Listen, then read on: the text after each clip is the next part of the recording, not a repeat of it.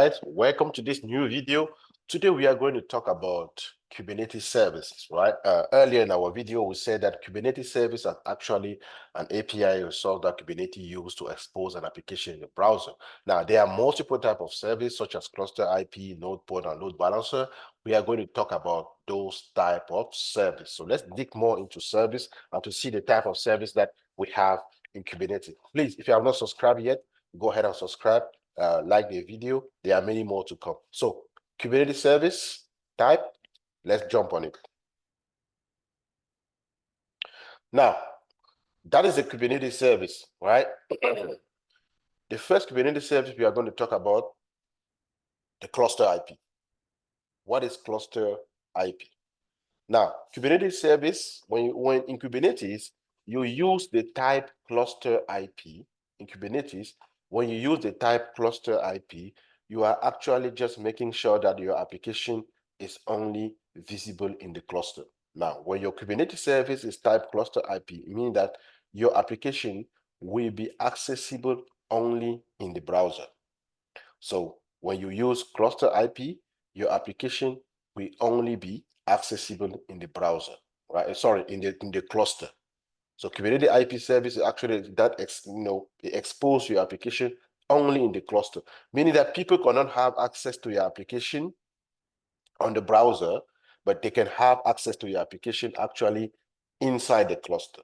So when you don't want your application to be accessible outside, you just have to put type cluster IP, right? You say cluster IP expose the service on an internal IP address accessible only within the cluster, used for communication between different parts of an application or between microservices running on the same cluster, typically used when you don't need to expose services to an external client.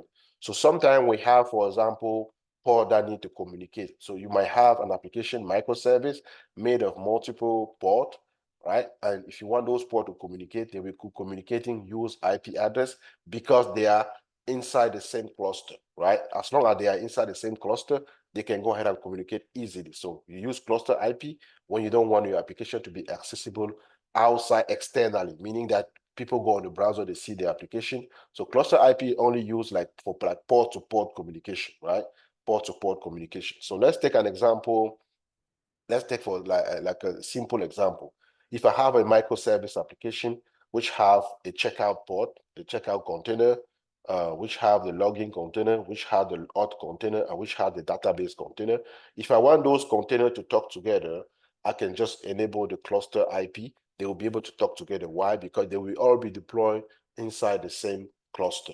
Now, if, for example, the database is not installed, if the database is not installed in the cluster, maybe it's an Amazon RDS running externally, it will not be able to communicate. You will have to find another way to make that communicate. Why? Because it is not inside the same cluster. So cluster IP is just when you want to restrain access to your application only within the cluster. Now, let's go in the browser and demonstrate this. Or let's move on. Then at the end, we are going to demonstrate all the three. Also, in simple, let's put this in simple language. So just like internal phone, right? Just like internal phone extension, right? Just like internal phone extension allow employee to call each other within the office, cluster IP enable communication between different parts of an application within the cluster, right? In an office, you have extensions. Something in an office, you have extension. Let's say you are in the office, you work with a few people. Sometimes when you want to call them, you use the extension to reach out to them. That extension is only available within the company, meaning that if somebody outside use that extension, the person will not be able to communicate. You can maybe press number 15 and it's going to call your manager. You press number 14, it's going to call HR. You press number 10, it's going to call the developer. You press number 15, it's going to call the DevOps. But that is only within the company, not external to the company. So a cluster IP just work the same way. Now, another type of service that we are going to see is called NodePort, right? What is NodePort? So one good thing about Kubernetes is that Kubernetes is capable of exposing an application on all the nodes, right? Kubernetes extend application on all the nodes. Remember that we talk about kube proxy, which was actually managing networking. So Kubernetes has a technology that allow him to go ahead and expose application on all the nodes, right? It exposes an application on all the nodes. So that's called NodePort. So when you use type NodePort, it means that you want to access your application on the browser, but you want to use the node IP address. And it can be any node IP address. And Kubernetes will assign a port made of 5 digits in the range of 3,000, right? Kubernetes will assign a port and give it a port number and give it to you. You will use that port number to access your application in the browser using the IP address of the node, just like in Docker. When I type docker run -it, for example, nginx, right? Docker run -it-p80:80 nginx. I can access my nginx application on the browser by just typing the IP address of the virtual machine where the container is deployed, :80, because I asked that to be exposed on 80. The same way works for Kubernetes when you use NodePort. So when you use NodePort, but with Kubernetes, the beautiful thing is that you can use the node of the IP address of any node, and you will use actually the port that was assigned to you by Kubernetes to access the application in the browser. So NodePort expose the service on a specific port on each node IP address, making it accessible from outside the cluster, right? Used for accessing the service from an external client, such as web browser or mobile app, provide a way to access the service without needing to know IP addresses or individual port. So let's take a simple example in our day-to-day life, right? Similar to a front door with a buzzer, NodePort allow external client to access the service by knocking on the door, like NodePort IP address, right? By knocking on the door, they recognize them, they will let them in. So that's what is called NodePort. Now, another type of service that we have, another type of service that we have is called load balancer. But so far, let's recap. Before we talk about load balancer, let's recap what I explained earlier. So the first type of service that we have in Kubernetes actually is called ClusterIP. And we said ClusterIP is a Kubernetes service that type of service that allow us only to access the application within the cluster. So when you don't want the application to be exposed on the outside wall, you use ClusterIP so that it will be exposed only within the cluster. And then we said ClusterIP is used for like port-to-port communication, meaning that only the port deployed on your cluster have a way to communicate each other. So when you don't want your application accessible on the browser, you use ClusterIP. Now we talk about NodePort. We said NodePort is actually when you want your application to be exposed. So NodePort is a Kubernetes service that exposes your application on every single node, meaning that you will be able to use the IP address of every single node and the port that Kubernetes will give you. I will show you in a few minutes here in the terminal how to get that port. So you will actually be able to use the node, any node, can be any node, IP address and the port. You will be able to access the application on the browser. Now, the third one that we're going to see is called load balancer, right? But this one is managed by the cloud provider. When you put your application type load balancer, you are just asking the cloud provider to provision a load balancer for you, right? The cloud provider will provision a load balancer and place that in front of your application so that each time that you want to access the application, you can go ahead and just that load balancer. So load balancer, as we all know, does not have an IP address, right? Depending on the cloud provider that you have, some cloud provider are going to give you load balancer as IP address, and some cloud provider are going to give you load balancer as like a DNS, right? Like AWS will give you load balancer as DNS, for example. So, but just know that load balancer automatically provision an external load balancer to attribute traffic to the service, right? Typically used in cloud environment to expose the services to external client over the internet, provides scalability and high availability for distributing incoming traffic across the port. So let's take a simple example in our day-to-day life, right? So think of a grand entrance to a hotel with a valet service, right? And multiple doors. Load balancer automatically direct incoming guests to different entrances. That's what the load balancer does, right? There will be another video where we will talk about load balancing, especially how load balancing works on AWS. So, but just know that if you are running Kubernetes on premise, you will not be able to get load balancer, right? Unless you install something called Metal LB, right? But load balancer is actually managed by the cloud provider. When you change your service type to load balancer, you can actually use the cloud provider. Now, to determine what type of service that you want to use, should that be ClusterIP, should that be a NodePort, should that be load balancer, you just have to change the service type here. You just have to change the service type here, right, to load balancer or NodePort or ClusterIP, right? And when we say load balancer, it is capital L, capital B. When we say NodePort, it is capital N, capital P. When we say ClusterIP, it is capital C, capital I, capital P. So let's get in the terminal and try to see how we can all implement this. I have an application here. Now I have a service attached to that. So let's start with the service first called ClusterIP. So I'm going to change this service here to ClusterIP, right? Let's change this service here to ClusterIP, for example. Now, I will go ahead and deploy this. So let's empty, there's a file here called kubernetes.yaml. Let's get into that file. So if I say kubectl get service, get port, as you guys can see, we are going to have one service, which is, let's create another namespace. kubectl create namespace. Let's call that namespace, for example, K8s. And then let's get into that. I have kubectl installed, so I can say kubernetes K8x. If you log me in there, if I say kubectl get port service, as you guys can see, nothing is in there, right? So if I say kubectl, K stands for kubectl is an alias that I set, apply -f, then we apply that. So invalid unsupported cluster. Oh, I made a mistake. It is ClusterIP, right? Sorry, I made a mistake. It is ClusterIP. Let's zoom into that.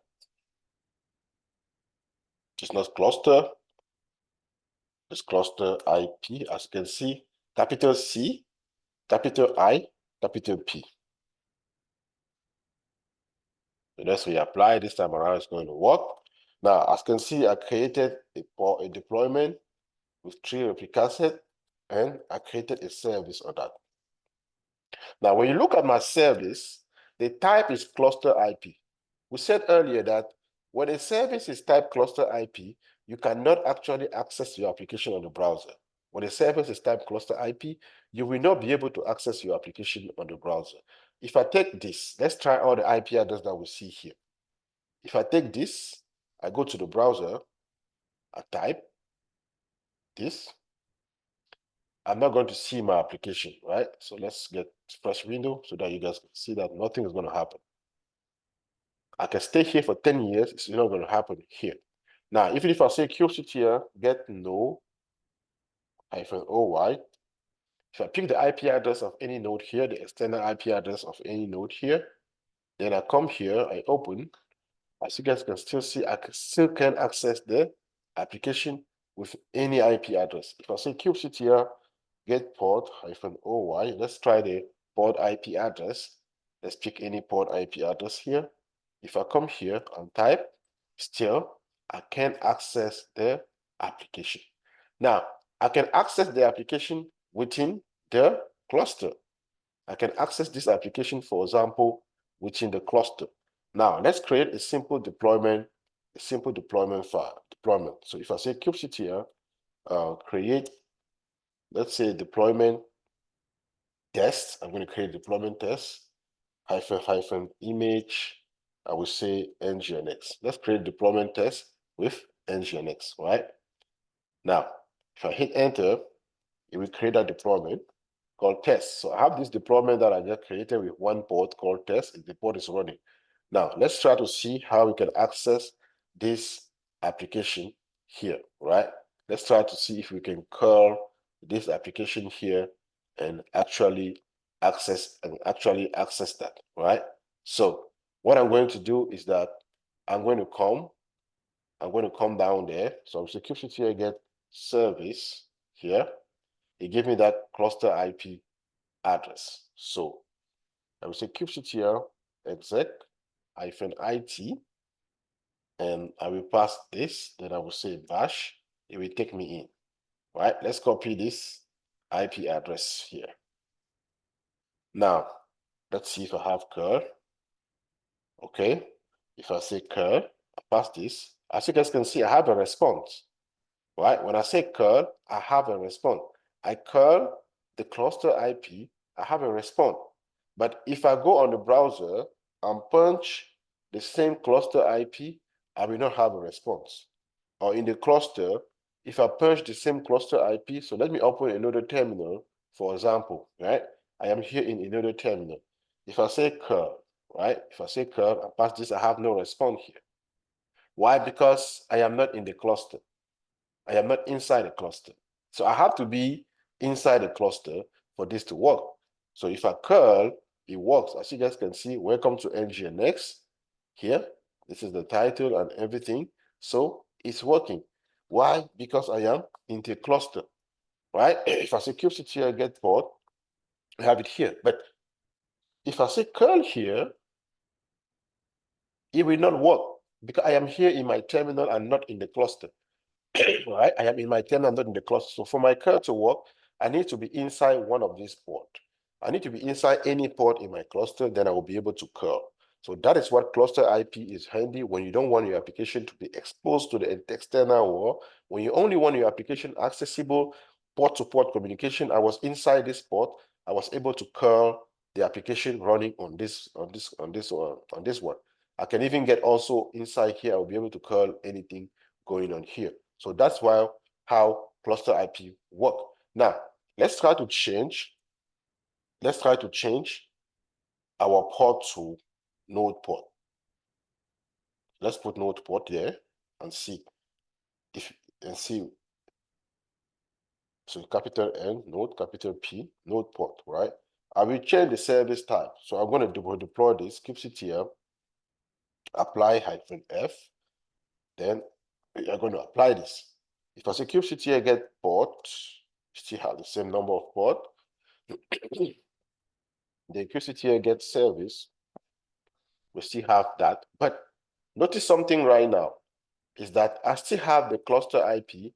My service changed to, this is a cluster IP IP address, right? Every single one always have that. Now you have the node port here, and Kubernetes actually gave me this port. When I was when my service was cluster IP, I don't know if we can see that. If I scroll here, when my service was cluster IP, actually, I only had this port 80, which is actually the port that we call in our deployment file, right? I only had this port 80 here, which is this port. Then, now, I didn't have any other port. Now, when I change this, Kubernetes actually is mapping that. You see, port 80 is being mapped with this one. So this one is given to me by Kubernetes. I can use this to expose my application. Now, let's grab the IP address of one of the nodes. So if I say kubectl get node, I will have that. If I want to get the IP address, you need to get the long format, say -oy, you will get that. I can pick any node IP address here and punch this number that I will see here, right? It's going to work, right? It's going to work. So let's take all the node here, for example, and then let's try to do that. So I will put everything here. I'm just going to cut to have only the IP address, and then we try it on our browser, right? So that's the IP address of that I want. So let me cut this. And our IP address is colon this. So if I go on the browser and type that colon, these are the IP address, the external IP address of my node. So let's try the first one. So let's copy the first one, go on the browser and try it. As you guys can see, my application is accessible using the first IP. If I take another IP address and punch it here, I still access my application, although the IP address is different. Why? Because we said that the application is exposed on every single node, right? If I pick another one, I will still have access to my application. If I pick the last one here, come here and punch, I will still have access to my application, right? So that's how we said that NodePort exposed the application on the browser, right? NodePort actually exposed the application on the browser using the node IP and the number that was given to you here. Now, this number here, you can set it static if you want, right? This number there, you can set it static if you want. So you can determine that you want, for example, a specific number, for example, right? You can decide that you want, for example, a specific number, and then you'll be able to use that, right? You'll be able to use that. So it's also very easy to get that. So as you can see, NodePort, we make sure that your application is exposed on the browser using the IP address of every single node. And as you can see, Kubernetes randomly, right? Kubernetes randomly gave us, let me get service, kubectl get service. Kubernetes randomly gave us a number here. So Kubernetes random gave us a number here. And we said that if you don't want to have this number, if you want to have, for example, like a different number, right? If you want to have, for example, like a different number, you can set it yourself. So I can go back to my application and say Vim, for example. If I come down here on my application, then I can use a NodePort. If I don't want that NodePort to be assigned to me, I can ask Kubernetes to give me a specific NodePort. So you just have to come down and say node, right? Say NodePort with NodePort like this, colon. You can give a number. I can pick 3007, like 1, 2, 3, 7. Now, you need to make sure that this is in the range of 5,000, right?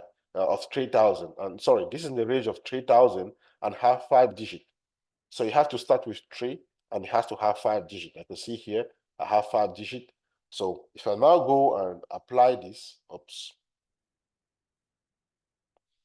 If I now go and apply this, I think there's a problem there. Let's get this. All that.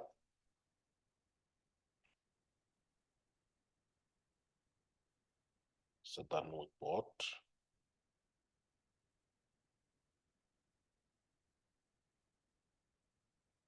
NodePort, colon, 1, 2, 3. Then put 7 there. Then.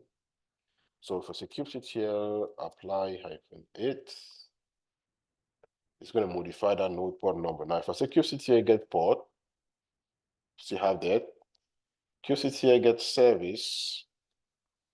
As you guys can see, now I am using a number that I want, right? Now, if I go on the browser, let's pick the first one, I change the IP address, I still hit my application, right? But come down here, change the IP address, I still hit my application. So you can decide to set a static node port that you want to use. So Kubernetes, if you don't specify the node port, Kubernetes will go ahead and assign one for you. Now, let's go back and change again our deployment file. And this time around, let's try to use load balancer. So we are going to change the service, and you can only use one service type. You cannot use two more than one service type. It's either ClusterIP, NodePort, or load balancer per service. So let's say load, capital L, capital B, right? Load balancer. So this will take some time for that to be provisioned. Now, I'll say kubectl, let's just call our apply command here. Now I will say kubectl get port, comma service, right? kubectl get port. You can list more than one API resource. Now, as you guys can see, it changed the type to load balancer. And now what is happening is that the cloud provider is provisioning the load balancer for me, right? And notice one thing also is that it stays, when you say load balancer, it still gives you a port to access that through NodePort, right? Now, but the external IP here will be changed, right? This one called external IP will be changed. If you check earlier, when we asked the service, the external IP here was none. on the node port, our external IP here was none. If I also go check when we were using actually ClusterIP, let's see, at some point we call that service with ClusterIP. Allow me just to look for that and show you. When we use ClusterIP here, the external IP here was none. But when we use LoadBalancer, we are going to have something coming out. It's saying pending, right? It is saying pending. So I'm going to pause this video and come back when it has actually provisioned that. So it looks like it has been provisioned. So good. So as you can see here, it has provisioned an external IP for us. So this is the load balancer, and like I said, this depends on the cloud provider that you are using.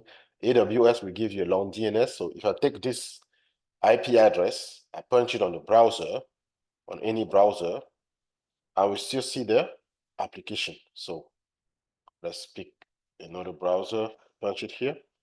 I can see the application now, this time around using the IP address. So to recap on this, we use ClusterIP only for internal communication within the cluster. We use NodePort when we want to export the application on the browser using the node IP address, and a port that is either assigned to us or by Kubernetes, or a port that we ask Kubernetes to assign to us, and we use load balancer. The load balancer is provisioned by the cloud provider, and we can just use that load balancer number or DNS to go ahead and access the application. So these are the three types of Kubernetes service that is being used out there. I hope you like the video. If you like it, give me a thumbs up. Also, if you have any question, put it on the comment. And also, don't forget that we are also on Twitter, Instagram, TikTok, Facebook, and all those social media. See you guys in the next video.